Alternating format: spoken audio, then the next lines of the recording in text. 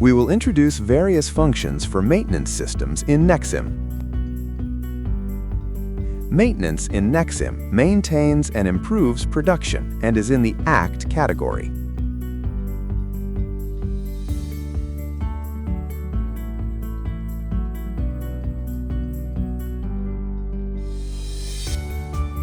Information such as operation data, error rate, days since maintenance, and feed count is collected, and the conditions of units such as feeders, heads, and nozzles is constantly monitored.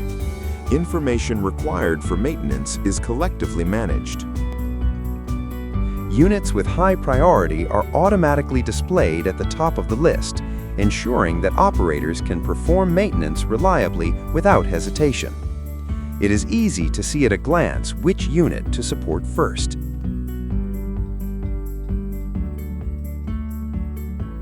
When the error rate, error count, or days since maintenance exceeds set thresholds, the use of units can be blocked automatically.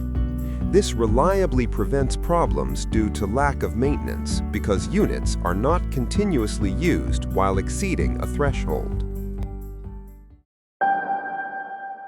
FUJI, innovative spirit.